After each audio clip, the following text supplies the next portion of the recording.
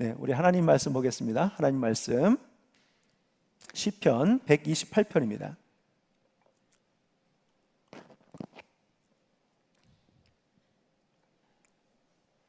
시편 128편 1절부터 6절 말씀 한 절씩 교독으로 봉독하겠습니다. 여호와를 경외하며 그의 길을 걷는 자마다 복이 있도다. 내가 내 손이 수고한 대로 먹을 것이라. 내가 복되고 형통하리로다. 내 집 안방에 있는 내 아내는 결실한 포도나무 같으며 내 식탁에 둘러 앉은 자식들은 어린 감람나무 같으리로다. 여호와를 경외하는 자는 이같이 복을 얻으리로다. 여호와께서 시온에서 내게 복을 주실지어다. 너는 평생에 예루살렘의 번영을 보며 내 자식의 자식을 볼지어다. 이스라엘에게 평강이 있을지로다. 아멘. 네, 오늘은 여호와를 경외하는 우리 가정이라고 하는 주제를 가지고 하나님의 말씀을 전하도록 하겠습니다. 어떤 화가가 세상에서 가장 아름다운 모습을 화폭에 담아 보겠다는 마음으로 이를 찾아 나섰습니다. 이 화가가 여행을 다니면서 이 사람 저 사람을 만나면서 당신이 생각하는 세상에서 가장 아름다운 것이 무엇입니까를 물었습니다. 첫 번째 만난 분이 누구냐면 목사님을 만났어요. 목사님께 묻습니다. 목사님은 세상에서 가장 아름다운 것이 무엇이라고 생각하십니까? 라고 말했더니 믿음이지요 그랬어요. 믿음이 아름답습니다. 근데 그 마음이 그 화가의 마음을 감동시켰어요. 네, 마음에 새겼습니다. 자, 그리고 다시 이동을 하면서 이번에는 길을 가다가 군인을 만나게 되었습니다. 그 군인에게 똑같은 질문을 합니다. 당신은 세상에서 가장 아름다운 것이 무엇이라고 생각합니까? 라고 했더니 이 군인은 평화인 것 같습니다. 평화라고 대답을 했어요. 자, 그 평화라는 마음이 화가의 마음에 들어왔어요. 아, 그래, 평화가 참 귀하지 생각했습니다. 자, 그리고 다시 길을 갑니다. 길을 가다가 결혼한 지 얼마 되지 않은 신혼부부를 만나서 묻습니다. 당신들에게 있어서 세상에서 가장 아름다운 것은 무엇입니까? 라고 했더니 이 신혼부부는 사랑이라고 대답을 했습니다. 자, 그 사랑이라는 말도 이 화가의 마음에 들어왔습니다. 그래, 사랑이 참 귀하지 하면서 자, 바로 믿음과 평화와 사랑을 표현할 수 있는 그림이 없을까 고민하고 찾게 되었습니다. 자, 한참을 방황하고 여기저기 찾아봤지만 결국 발견하지 못하고 이제 시간이 지나 집으로 돌아올 때 문을 열고 들어오는데 아이들이 아빠가 들어오는 모습을 보고서 아빠 하고 달려와 안기는 것을 보게 되었습니다. 자, 그 아이들이 안기는 그 순간 그 화가의 마음속에 어떤 생각이 드냐면 아이들이 나를 믿고 있구나는 마음을 갖게 되었다고 그래요. 조금 있다가 아내가 나와서 여보, 그동안 나가 있느라고 고생했어요. 사실은 아내가 더 고생할 수 있는데 남편을 따뜻하게 맞아주는 아내의 모습을 통해서 이 화가는 사랑을 느꼈습니다. 자, 그리고 나서 이제 몸을 씻고 편안하게 이제 쉼을 쉬고 있는 가운데 평화를 느끼게 되었습니다. 자, 사랑과 믿음과 평화를 다 가정에서 맛본 이 화가는 더 이상 그것을 찾아 다른 곳을 헤매지 않았다고 합니다. 자, 이야기를 들으면 어때요, 여러분? 공감이 가십니까? 네. 아니면 현실적으로 좀 거리가 있는 말 같습니까? 우리 가정 이야기하는 것 같아요? 남의 가정 이야기하는 것 같아요? 네. 예전에는 그래도 부모님이 밖에 나갔다가 들어오시면 아이들에게 잘 가르쳤어요. 아빠가 들어왔으니까 인사해라. 잘 다녀오셨어, 인사해라. 교육도 시켰고 당연히 그렇게 해야 되는 줄 알았습니다. 그런데 좀 그게 달라졌죠? 자, 여러분의 가정은 어떻습니까? 여러분이 밖에 나갔다 들어오시면 여러분을 반기는 것이 가족입니까? 아이들입니까? 고양입니까? 강아지입니까? 네. 남의 이야기가 아닌 것 같아서 좀 마음이 좀 씁쓸한데요. 네, 사실 가정은 이렇게 따뜻하고 아름답고 사랑이 넘치는 곳이어야 합니다. 왜냐하면 하나님이 가정을 그렇게 만드셨기 때문이에요. 자, 그런데 언제부턴가 가정이 고장이 나기 시작했습니다. 어디서? 언제부터? 고장이 나인 줄 알았으면 여러분들은 분명히 그것을 고쳤을 거예요. 근데 우리는 무엇이 고장나 있었는지 알지 모르고 지냈습니다. 왜냐하면 지금 우리가 사는 거하고 다른 사람 사는 거하고 별반 다르게 보이지 않는 거예요. 지금 우리가 사는 것이 아무런 문제가 없다고 생각하십니까? 그러면 그냥 이렇게 지내셔도 됩니다. 하지만 오늘 말씀을 통해 우리의 가정 안에 있는 문제가 발견되거든. 여러분들 오늘 이 말씀을 통해서 다 하나님께 고침받는 그러한 귀한 시간이 될 수 있기를 예수님의 이름으로 간절히 축원합니다. 자, 가정에 대한 현대인들의 생각은 어떨까요? 제가 이를 고민하다가 예전에 읽었던 그런 글 하나가 생각이 나서 적어봤어요. 자, 명절이 되면 여러분 어르신들은요, 아들, 며느리, 손주들 온다는 기대에 잠을 잘 못 주무세요. 야, 이제 며칠 남았다, 며칠 남았다, 그렇게 기다리십니다.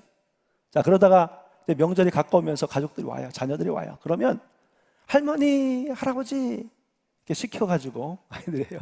자, 이렇게 안기면 그때 그 손주들을 안았을 때 그 순간은 천국입니다.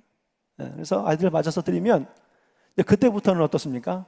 아이들이 말도 안 듣고 여기저기 두들겨 부시고 정신없게 만들고 막 이런 일들이 반복이 돼요.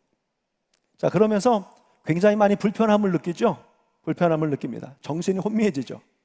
자, 그때부터 이런 생각을 합니다. 얘들 언제 가나? 이런 생각을 하죠. 네. 이제 빨리 갔으면 좋겠다. 이렇게. 네. 그래서 명절이 지나고 아이들을 보내면서 아쉬운 듯 손은 흔들지만 마음에는 야, 이제 살았다. 힘들었어. 오는 것도 반갑지만 가는 건 더 반갑네. 그렇게 생각을 한다고 그러더라고요. 네. 모든 분들에게 해당되는 말은 아니겠지만 가정이라는 것이 어떤 생각이 드냐면 없으면 있으면 하고 바라고 또 있으면 막상 그것을 가지고 있으면 불편한 마음이 들고요. 있어도 후회하고 없어도 후회하고 안타깝게도 지금의 가정이 이러한 모습이 아닐까 생각을 해보게 되었습니다. 자, 이것이 지금의 가정이 고장나 있다는 증거예요. 고장났는지 안 고장났는지는 어떻게 알아보면 될까요? 새 제품을 보면 되죠. 새 제품을. 자, 그것과 비교해 보면 무엇이 고장나 있는지를 알 수 있겠죠. 그래서 오늘 그 말씀을 좀 나누고자 합니다. 자, 하나님이 먼저 새 가정을 왜 만드셨을까요? 처음 하나님이 가정을 만드실 때 이유가 있었습니다. 굉장히 많이 소개를 해드렸지만 오늘 이 말씀 또 한번 다시 한번 읽어보겠습니다. 창세기서 2장 18절. 이 말씀 같이 읽겠습니다. 시작. 여호와 하나님이 이르시되 사람이 혼자 사는 것이 좋지 아니하니 내가 그를 위하여 돕는 배필을 지으리라 하시니라. 네, 사람이 혼자 있는 것이 좋지 못하기 때문에 만드셨어요. 네, 처음에 아담이 독처하는 것이 좋지 못해서 아담과 다른 모양으로 하와를 만들어 주시고 여자라고 불렀습니다. 여러분, 사람이 살면서 가장 어려운 것 중에 하나가 뭐냐면 사람이 고독감을 느끼는 거예요. 외로움을 느끼는 거예요. 자, 외로움은 나 혼자밖에 없다는 생각이 들 때 찾아옵니다. 혼자 밥을 먹으면서 그런 생각을 할 수 있습니다. 그 외로움을 느낄 수 있어요. 또 혼자 살다가 어디라도 아파 보세요. 아프면 서럽고 눈물이 나죠. 고독이 찾아온 거예요. 자, 미국의 국립과학 아카데미가 밝힌 외로움이 건강에 미치는 영향에 대해서 연구한 결과가 있습니다. 네, 구체적이지 않고 간단하게만 말씀을 드릴게요. 자, 사람이 외로움에 빠지면 몸의 염증 반응이 22%가 늘어난대요. 각종 질병에 걸리고 면역력이 저하되고 두뇌 인지력이 퇴보하고 체중이 늘어난답니다. 그런 문제가 발생한대요. 그러니까 외로움이 육체와 정신 건강에 직간접적인 영향을 주는 거죠. 그래서 혼자 사는 사람들이 더 아파요. 몸도 아프고 마음도 영혼도 아프죠. 그래서 하나님이 아담이 혼자 자고 혼자 먹고 혼자 놀고 대화할 사람이 없어서 혼자 중얼거리는 그런 모습을 보고 안타까워서 아담이 잠들어 있는 동안 그의 갈빗대를 취해서 하와를 만들어 주신 겁니다. 근데 잘 만들어 주셨어요. 아주 멋지게 마음에 들게 만들어 주셨어요. 아담이 보고 첫눈에 빠질 정도로 서로 다르게 생겼으니 신기하기도 하고 남자가 여자를 보니까 예쁘다는 마음이 들었어요. 사랑스럽고 같이 있으면 행복할 것 같고 가슴이 설레임을 느끼게 되었습니다. 여자도 남자를 보니까 뭔가 듬직해 보이기도 하고 멋있어 보이기도 하고 이 사람이 나를 든든하게 지켜줄 것 같은 믿음이 생겼어요. 그렇게 만나다가 둘은 사랑에 빠집니다. 그래서 같이 밥 먹고 같이 놀고 같이 지내다가 그 사랑이 더 깊어지면서 둘은 결혼을 하게 된 거죠. 얼마나 행복했겠어요. 자, 그런데 그 행복은요, 오래 가지 않았습니다. 어느 날 뱀의 유혹에 빠져서 하와가 선악을 알게 하는 나무의 열매를 따먹고 그것을 남편에게 주고 그것이 하나님께 알려지고 하나님이 아담을 부르셨어요. 그때 아담이 하나님께 뭐라고 이야기했냐면 하나님이 주셔서 나와 함께 하게 하신 여자, 그가 그 나무 열매를 내게 줌으로 내가 먹었습니다. 이렇게 이야기합니다. 여러분, 이 말 속에 하와에 대한 사랑의 마음이 느껴집니까? 원망하는 마음, 미워하는 마음이 들어있음을 알 수가 있어요. 왜? 자기가 지금 하나님 앞에 이렇게 나와서 혼나고 있는 것이 자기가 잘못한 것이 아니라 아내 때문에 그렇게 됐다고 생각을 하고 있는 거예요. 그래서 여러분, 가정에 죄가 들어가기 시작하면서 점점 행복도 사라져 갔던 것을 봅니다. 그게 고장이 나기 시작한 거예요. 죄 때문에 아담과 하와는 더 이상 에덴에서 살 수 없고 쫓겨납니다. 자, 그리고 아담은 하루 종일 종신토록 일해야 땅의 소산을 먹을 수 있게 되었고요. 하와는 아이를 낳고 길러야 했습니다. 여러분, 사람이 일을 하는 게 쉽지 않죠? 여자가 아이를 낳는 것이 또 기르는 것이 굉장히 어려운 일입니다. 자, 아담이 밖에서 일을 하고 들어옵니다. 그러면 남자는 밖에서 일을 하고 들어오면 집에서 뭐 하고 싶어요? 쉬고 싶어요. 근데 여자는 하루 종일 아이를 보다가 남편이 오면 남편이 자기를 도와줬으면 하는 마음을 갖는 거죠. 근데 그게 다 받을 수가 없잖아요. 자, 그러면서 서서히 갈등이 생기기 시작합니다. 서로가 자신에게 관심과 도움을 주지 않는다고 섭섭한 마음을 갖습니다. 아이들이 커갑니다. 자, 아담과 하와의 첫째, 둘째의 성별이 뭡니까? 남자죠. 가인과 아벨, 남자죠. 네. 남자 둘 키우기 쉬워요, 어려워요? 네? 그 남자 셋 키우기 쉬워요, 어려워요? 네, 남자 둘 키우기 쉽지 않아요. 그렇게 다소곳하고 소녀 같던 하와가 어느 날 보니까 전사가 돼 있어요. 목소리가 막 거칠어지고 뭐 이렇게 흥분하고 그런 모습을 자주 보게 됩니다. 자, 여러분, 그러면서 가정이 생각지도 않게 복잡해지고 혼란스러워졌습니다. 어때요? 사람 사는 게 좀 비슷하지 않습니까? 네. 자, 이런 일이 아담의 가정에만 있었을까요? 아브라함의 가정은요? 야곱의 가정, 이삭의 가정은요? 다 문제가 있었어요. 자, 아브라함이 기근을 피해서 애굽에 갔을 때 자기 아내 사라가 예쁜 것을 보고 바로가 그 아내를 취하고 자기를 죽일까 봐 당신 내 아내라고 말하지 말고 내 누이라고 합시다. 그렇게 했어요. 충분히 그럴 수 있지만, 이해가 가지만 여자의 마음속에는 어떤 생각이 들까요? 이 남자가 배신감을 느꼈을 것 같아요. 나를 그래도 어려운 상황에서 끝까지 지켜야지, 나를 버려? 자기 살려고? 나를 팔아? 이런 마음이 들 수 있겠죠. 여러분, 성경의 위대한 인물들도 그들의 가정에도 이런 일이 있었다는 것을 하는 이유는 조금 위로받으시라고요. 아, 성경의 위대한 인물들도 그 가정이 이랬구나. 그리고 성경은 그 가정에 나타났던 문제들을 그대로 좀 기록을 했어요. 자, 그런데 여러분, 하나님이 만드신 가정은요, 하나님 만드신 가정은 원래 그러지 않았어요. 그러니까 가정은 둘이 함께 있으면 좋아야 돼요. 또 셋이면 좋아야 돼요. 넷이면 더 좋아져야 돼요. 그것은 그 가정에 어떤 문제가 있고 없고의 문제가 아니에요. 인생을 살면서 모든 사람들은 가정에는 문제가 있어요. 그럼에도 그 어려움과 문제가 있어도 함께 있는 것이 좋아야 돼요. 그게 가정이에요. 혼자 있는 것이 좋지 못해서 둘이 있게 하신 거고, 그 둘을 더 확장시켜서 자녀를 주셨기 때문에 그렇습니다. 만일 같이 있는 시간이 불편하게 느껴진다면 그것은 고장나 있는 증거예요. 자, 하나님이 가정을 만드신 또 다른 이유가 오늘 본문 말씀에 나옵니다. 좀 좀 읽고 정리해 드릴게요. 자, 1절 한번 같이 한번 읽어볼게요. 1절.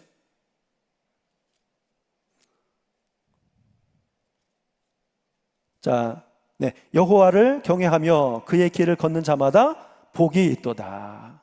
네, 그 다음 2절부터 쭉 가보면 이 시편 128편의 내용이 가정과 관련이 있다는 것을 알 수가 있습니다. 그러니까 하나님께서 가정을 만드신 두 번째 이유는 여호와를 경외하는 가정을 통해서 복을 주시기 위함입니다. 하나님이 여러 통로를 통해서 복을 주시는데 그 중에 가족이라고 하는 통로를 통해서 특별한 복을 주십니다. 자, 먼저 시편 128편에는 4번의 복이라는 단어가 나와요. 좀 정리하고 넘어갈게요. 그런데 이 4번의 복이라는 단어가 우리말로는 똑같이 복으로 해석이 되어 있지만 원어는 달라요. 자, 그걸 말씀드릴게요. 먼저 1절과 2절에 나오는 복이라고 해석된 단어는 히브리어로 에쉐르 이렇게 되어 있습니다. 에쉐르. 자, 이것은 행복의 감탄사예요. 행복 혹은 행복의 감탄사. 자, 그러니까 1절을 어떻게 읽어야 되냐면 여호와를 경외하며 그의 길을 걷는 자들은 얼마나 행복한가.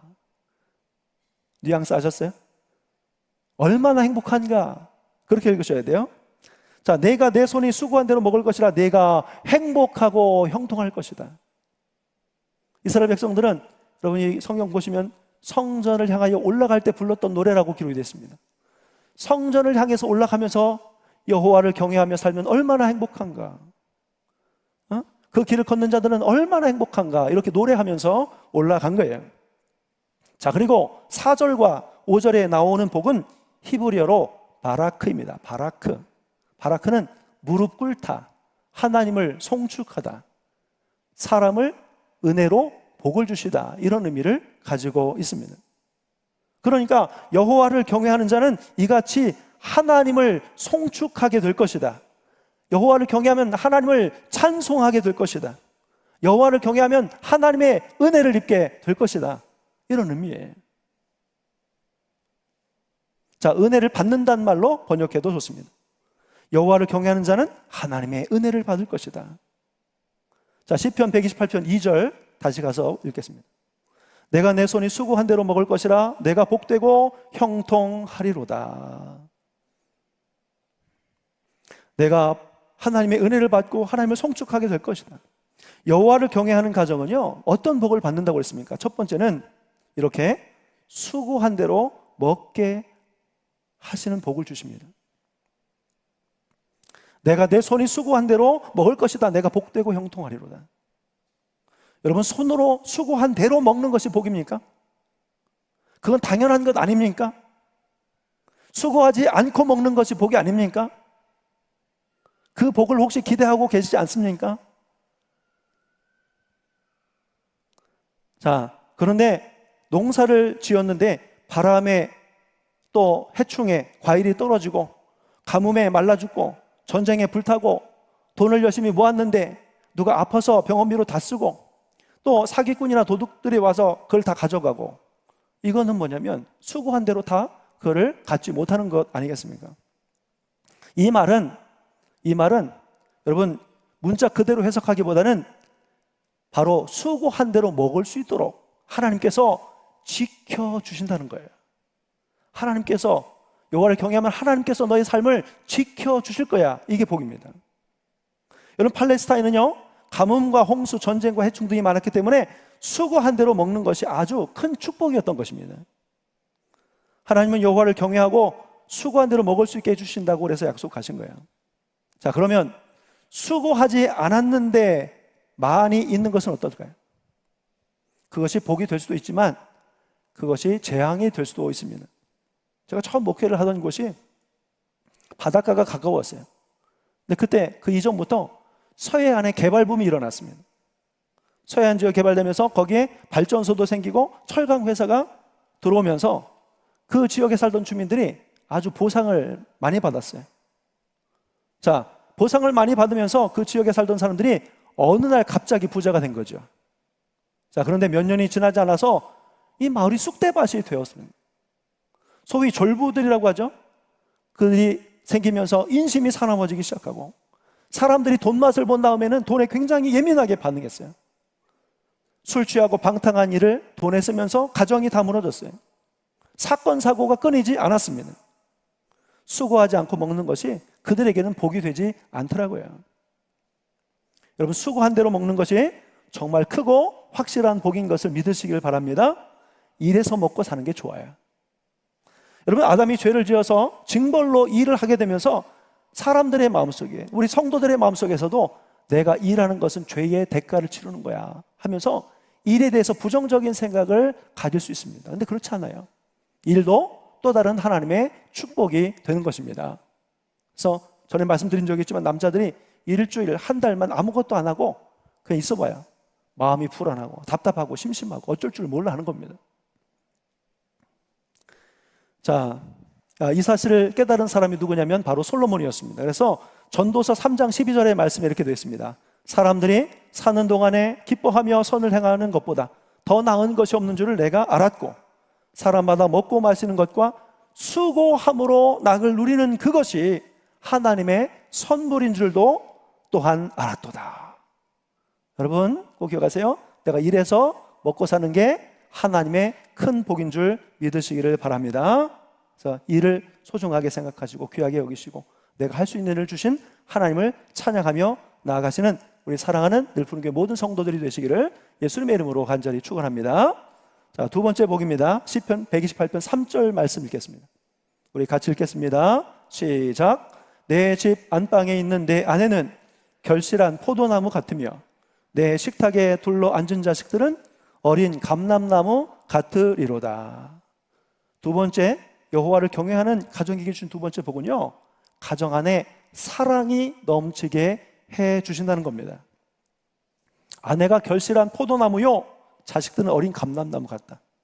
아내가 결실한 포도나무 같다는 것은 열매를 탐스럽게 맺은 포도나무처럼 가족 모두에게 풍성한 즐거움과 만족을 주는 현숙한 여인이 된다는 것입니다. 그래서 아이들이 엄마를 보고 남편이 아내를 보면서 그 아내가 사랑스러워진다는 거예요. 자, 아이들은 어린 감람나무 같다는 말은 감람나무는요 씨로 번식하지 않고 고목 옆에 있는 새로 돋는 그런 조그만 감람나무를 옮겨 심는 것으로 이렇게 번식을 시킵니다. 자, 그 어린 감람나무를 보면서 귀여운 거지요. 자, 저 감람나무가 자라면서 얼마나 풍성한 열매를 맺을 수 있을까 하면서 기대가 생기는 거죠. 그 감람나무를 보면서 미래에 대해서 든든한 마음을 갖는 거죠. 그러니까 아이들을 보면서, 부모가 아이들을 보면서 귀엽고 사랑스럽고 앞으로의 날이 기대가 되고 든든하게 될 수 있게 하나님께서 복을 주신다는 그러한 말씀이에요. 그러니까 여러분, 여호와를 경외하는 가정은요, 가족과 함께하는 시간이 가장 편안하고 즐거운 시간이 되어야 합니다. 세상에서 일하느라고 또 시달리면서 힘들고 지쳐 쓰러질 지경에 이르렀다 할지라도 가정에만 가면 힘이 생기고 충전이 되고 보기만 해도 웃음이 나오고 그러한 아픔과 어려움들이 한순간에 싹 사라져갈 수 있는 그러한 곳이 가정이 되어야 합니다. 여호와를 경외하는 가정에게는 이러한 복이 있습니다. 자, 여기 있는 모든 성도들의 가정이 여호와를 경외해서 이런 가정이 되시기를 간절히 축복합니다. 자, 세 번째입니다. 시편 128편 5절입니다. 같이 읽겠습니다. 시작. 여호와께서 시온에서 내게 복을 주실지어다. 너는 평생의 예루살렘의 번영을 보며 내 자식의 자식을 볼지어다. 이스라엘에게 평강이 있을지로다. 아멘. 자, 아까 4절 5절에 나오는 복을 바라크라고 그랬죠? 행복을 주실지어다. 행복을 주실지어다. 자, 행복을 주실지어다. 자, 세 번째는 어떤 복을 주시냐면 좋은 일이 있게 해 주십니다. 자, 좋은 일이 있게 해주셔서 어떻게 해요? 하나님을 송축하게, 하나님을 찬양할 수 있게 해 주십니다. 하나님의 여호와의 은혜가 떠나지 않게 해 주십니다. 평생 동안 번영하는 세상을 보며 자식의 자식을 보는 것만큼 좋은 일이 있을까요? 할아버지 되신 분들 아들 얻을 때도 좋았지만 손주 볼 때가 그렇게 좋았다고 말씀하시더라고요. 근데 그 자식의 자식을 볼지어다. 이건 최고의 기쁨을 표현할 때 쓰는 말 아니겠습니까? 자, 자식의 자식을 보려면 오래 살아야 되겠죠? 장수의 복도 들어있을 것입니다. 자, 이스라엘의 평강이 있을지어다. 평강이 있기 위해서는 전쟁이나 기근이나 질병이나 문제를 잘 극복하고 살아갈 수 있어야 되는 것이죠. 그렇게 도우시겠다는 것입니다. 그래서 오히려 노년이 외롭지 않고 힘들지 않고 강건하게 하실 것이고 아름답고 좋은 일들이 많아져서 사는 것이 기쁨이 되게 하신다는 겁니다. 문제를 만나도 잘 극복하고 견뎌내고 그것이 전화위복이 되고 큰 교훈이 되게 하여 주실 것입니다. 슬픔이 변하여 기쁨이 되게 하시고 여호와를 경외하는 자를 잘 되게 하나님께서 하여 주실 것입니다. 여호와를 경외만 하면 하나님이 이 세 가지 복을 풍성하게 여러분에게 주실 줄 믿습니다. 자, 근데 중요한 것은 그럼 여호와를 경외하는 것이 무엇일까요? 간단하게 말씀을 드리도록 하겠습니다. 첫 번째는 하나님을 인정하고 신뢰하는 것입니다. 잠언 3장 5절에 가보면 너는 마음을 다하여 여호와를 신뢰하고 내 명철을 의지하지 말라. 너는 범사에 그를 인정하라. 그리하면 내 길을 지도하시리라. 이런 거예요. 하나님에 대한 신뢰, 하나님에 대한 인정. 하나님이 우리를 좋게 하여 주실 거야. 하나님이 우리의 길을 인도하실 거야. 하나님이 잘 되게 하여 주실 거야. 하나님의 뜻이 있을 거야. 하나님은 믿을만 해. 이러한 고백이 바로 하나님을 신뢰하고 하나님을 인정하는 겁니다. 여러분, 하나님에 대해서 어떤 마음을 가지고 있습니까? 하나님을 의심하고 계십니까? 하나님을 전적으로 믿으세요. 하나님의 선하시고 인자하심을 믿으시며 나가실 바랍니다. 그러한 마음이 먼저 우리 가운데 있어야 합니다. 자, 두 번째는 보이지 않는 하나님을 보이는 하나님처럼 믿으십시오. 보이지 않는 하나님을 보이는 하나님처럼 믿으라는 거예요. 사실 하나님은 보이지 않지만 여기 안에 다 계셔요. 하나님은 어디에도 다 계십니다. 그런데 하나님이 왜 안 보여주시냐면 우리를 배려하셔서 안 보여주시는 거예요. 제가 지금 설교하고 있는데 하나님 여기 딱 옆에 계시다 그러면 제가 불편해서 설교 잘 할 수 있겠어요? 여러분이 집에서 잠을 자고 있는데 옆에서 같이 누워 계시면 잠깐 눈 떴다가 깜짝 놀라겠죠. 여러분이 화장실이나 누굴 만나고 있을 때 하나님이 늘 옆에 계신 것이 보이면 가장 어려워할 사람은 누굽니까? 여러분이죠. 그래서 저는 하나님이 그런 우리를 배려하고 사랑하셔서 안 보여주신다고 생각을 해요. 하지만 하나님은 분명히 계십니다. 하나님 늘 우리와 함께 하십니다. 이걸 절대로 잊지 마세요. 그래서 실존하시는 하나님을 부정하지 않고 가장 가까운 곳에 계시다는 사실을 늘 기억하시며 사시길 바랍니다. 그래서 하나님이 함께 하시고 내 하는 일들을 보고 계시다는 것을 안다면 지금과는 우리의 삶이 달라질 수밖에 없게 될 것입니다. 자, 세 번째로 여호와를 경외한다는 것은 뭐냐면 하나님의 위험 앞에서 두려워하는 마음을 갖고 살라는 거예요. 여러분, 하나님이 사랑의 하나님이시지만 용서의 하나님이시지만 화가 나면 굉장히 무서운 하나님이에요. 왜냐하면 하나님은 심판의 하나님이시기도 하시기 때문에 그렇습니다. 사실 경외하다라고 하는 말은 하나님을 두려워하다. 근데 그 두려움이 공포가 아니라 하나님의 크고 높으심 가운데 생기는 그런 떨림이죠. 자, 그러한 마음이 우리 가운데 있어야 돼요. 그래서 우리가 이 사실을 깨달을 때 쉽게 죄짓지 않을 것이고 사탄의 지배를 받지 않게 될 것입니다. 자, 마지막으로 여호와를 경외한다는 것은요, 자, 하나님의 말씀을 듣고 순종하는 것입니다. 여러분 혹시 기억하십니까? 이 말씀을 계속 하나님께서 우리에게 주신다는 거. 말씀에 순종해. 좌로나 우로나 치우치면 안 돼.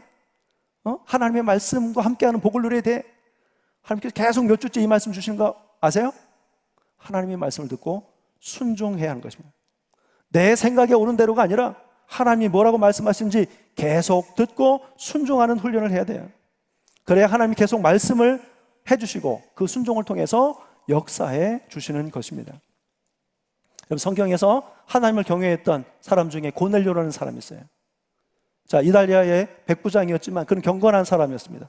하나님을 경외했다고 합니다. 자, 그가 쉬지 않고 기도하면서 구제를 많이 했다고 기록합니다. 이러한 고넬료를 하나님은 기억하시고 구원의 은혜를 베풀으셨다고 성경이 기록하고 있습니다.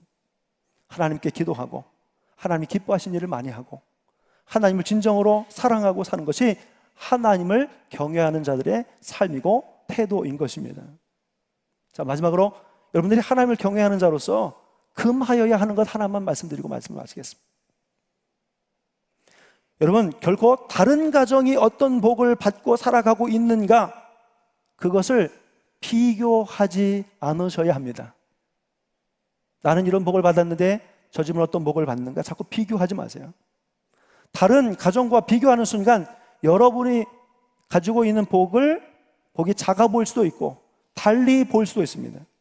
그런데 여러분 기억하셔요. 그 사람에게 필요한 복이 있고 나에게 필요한 복이 있는 거예요. 그 사람에게 맞는 복이 있는 겁니다. 사람이 좋은 옷을 가졌다고 다 그게 좋은 옷은 아닙니다. 맞아야 되는 거거든요. 하나님께서 우리 가정에 가장 필요한 복을 주시는 겁니다. 다른 가정이 받은 복이 꼭 우리 가정에 맞는 복이 될 수 없기 때문에 성도들은 반드시 복을 비교하지 않기를 바랍니다. 하나님은 여러분의 가정이 천국이 되기를 원하십니다. 천국 같은 가정은 아무 문제가 없고 걱정도 없고 슬픈 일이 없고 아픔이 없는 것이 아니라 바로 하나님의 통치하심을 받는 것이에요. 천국에 하나님의 통치가 이루어지는 곳이거든요. 자, 말씀 정리합니다. 범사에 하나님을 인정하십시오. 하나님의 이름을 높이십시오. 보이지 않는 하나님이지만 보이는 하나님으로 늘 기억하시고 믿으십시오. 하나님을 두려워해서 죄로부터 멀어지고 죄를 이기십시오. 하나님의 말씀을 듣고 순종하십시오. 하나님이 기뻐하신 일을 하십시오. 그러면 여호와를 경외하는 가정으로 여러분의 가정이 고침받게 될 겁니다.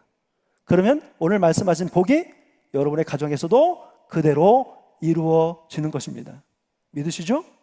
이 말씀을 하나님께서 주시는 것은 여러분의 가정이 이 복을 누리시기를 원하는 간절한 마음이 있기 때문에 주신 거거든요. 이 복을 꼭 받아 누리시는 우리 사랑하는 이 자리에 함께한 모든 성도들, 또 그 가정이 될 수 있기를 예수님의 이름으로 간절히 축원합니다. 기도하겠습니다.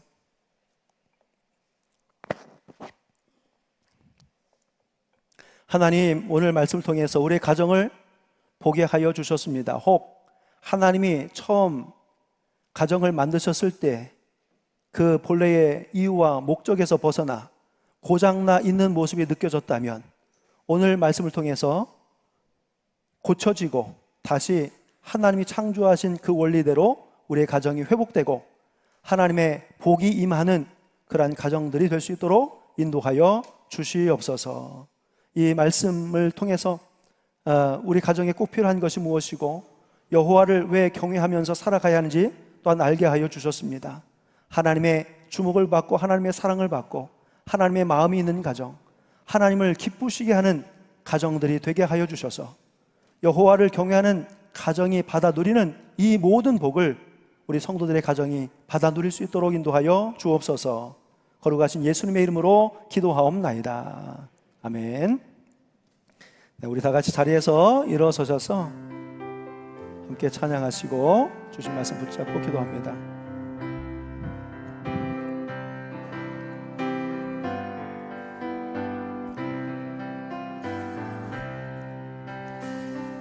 사철의 봄바람 불어있고 하나님 아버지 오셨으니 믿음의 반석도 든든하다. 우리 집 즐거운 동산이라. 고마워라 임마누엘,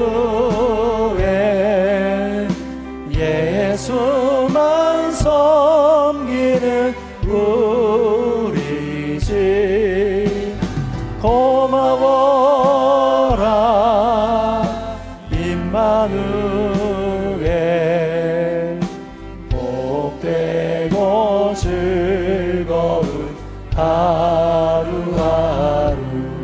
여러분 함께 기도하겠습니다.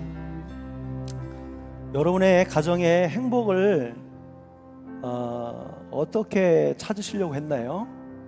그동안 혹시 우리는 이러한 방법을 썼을 수 있습니다. 내 남편을 바꾸어서, 우리 아이들을 바꾸어서, 또 내 아내의 생각을 바꾸어서, 그러면 우리 가정이 행복해질 거야, 평안해질 거야. 혹시 그렇게 생각하셨나요? 근데 그렇지 않습니다.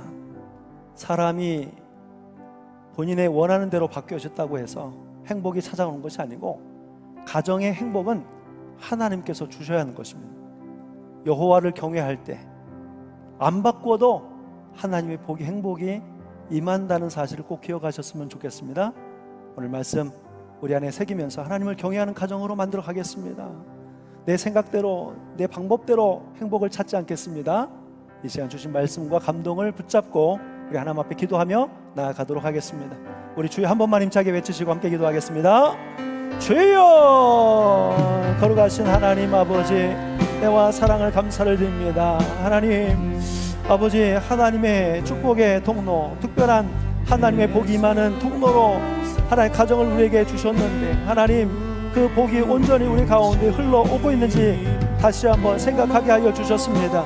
하나님께서 독처하는 것이 좋지 못해서 또 여호와를 경외하는 가정에게 복을 주시기 위해서 하나님 가정을 우리에게 선물하여 주셨는데, 하나님 어느 순간 아버지 우리의 가정이 불편하고 힘들고 하나님 어렵게 느껴진 것, 하나님 그것이 그 문제가 어디 있는지 하나님 다시 한번 말씀을 통해서 기억하게 하여 주옵소서. 내 생각대로 내 말을, 나의 감정을 알아주지 않는다고, 나를 도와주지 않는다고 섭섭한 마음에서 또 일상의 분주한 일들로 인하여 지친 우리의 몸과 마음으로 인하여 서로에게 또 하나님 상처를 주고 아픔을 주었던 우리의 삶들이 기억나면 하나님 아버지 이 시간 우리가 회개하는 시간이 되게 도와주시옵소서. 하나님 아버지 그 사람이 바뀌면, 우리 아이들이 바뀌면 내가 행복해질 것이다. 우리 가정에 평안이 있을 것이다. 하나님 주여, 하지만 오늘 하나님은 여호와를 경외하는 가정이 행복할 것이다. 하나님의 복이 말 것이다. 하나님 말씀해 주셨습니다. 하나님 이제 다시 방법을 바꿉니다. 우리에게 지혜를 허락해 주셔서 우리 가정이 정말로 가장 하나님을 경외하는 가정으로 서갈 수 있도록 하나님 인도하여 주옵소서. 나를 내려놓게 하시고 말씀을 붙잡게 하여 주옵소서.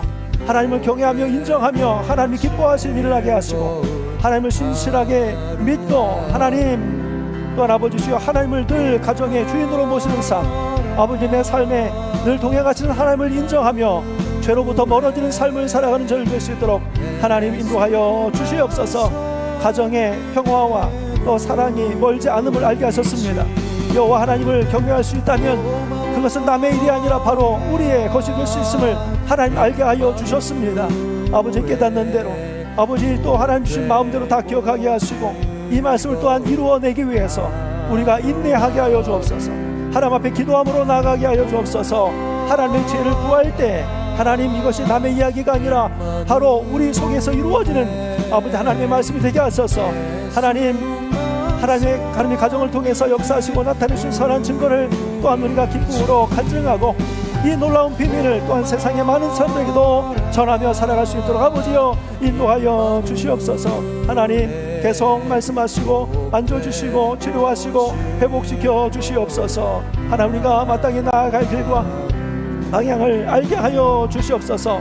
오늘 이 시간도 우리의 몸과 마음과 영혼을 치료하시고 회복시켜 주시는 하나님의 은혜가 있기를 원합니다. 서로의 갈등과 오해와 문제로 인하여 아파하고 있는 영혼들이 하나님의 만지심과 깨우쳐 알게 하심으로 하나님 치유되고 회복되고 하나 되는 은혜가 있기를 간절히 소망합니다. 하나님 아파하는 영혼들의 마음을 만져주셔서 아버지 하나님 주여 시원케 하시고 아프지 않게 해주시옵시고 하나님 아버지 기쁨의 샘이 다시 터질 수 있도록 하나님 인도하여 주시옵소서. 거룩하신 아버지 하나님, 참된 행복과 기쁨이 어디 있는지 말씀을 통해서 깨우쳐 알게 해 주셨습니다. 이 말씀 붙잡고 내 안에 새기고 심어서 또 결실할 때까지 인내하며 나오는 저희 되게 도와주시옵시고 말씀을 씨로 받았지만 이 말씀이 열매 될 때까지 저희의 수고와 고민이 따라야 할 줄 믿습니다. 때마다 하나님 말씀하여 주시고 또 지혜 허락하여 주시옵시고 또 잘할 수 있도록 하늘의 능력도 부어 주시옵소서. 5월 가정의 달을 맞이해서 정말 주시는 말씀마다 우리 가정 가운데 그대로 이루어지게 하시고 가정의 치유와 회복과 한해됨과 또 기쁨의 샘이 다시 솟아오를 수 있도록 다시 가정에 새 봄이 올 수 있도록 인도하시고 역사하여 주시옵소서. 이제는 우리 주 예수 그리스도의 크신 은혜와 하나님 아버지의 크고 놀라우신 사랑하심과 성령님의 감동 감화 역사 교제 교통하심이 여호와를 경외하고 하나님을 사랑하는 마음 가지고 또 하나님이 주신 귀한 가정을 소중하게 여기며 또 하나님이 준 명령을 따라 순종하여 하나님이 가정을 주실 때 처음 본래의 목적대로 같이 있는 것이 기쁘고 하나님의 복의 통로가 되기를 소망하는 우리 사랑하는 모든 들푸른교회 가족들 위해와 저들의 가정과 후손과 일터와 이 나라 이민족과 세계 열방 위에 이제로부터 영원토록 함께 하시기를 간절히 축원하옵나이다. 아멘.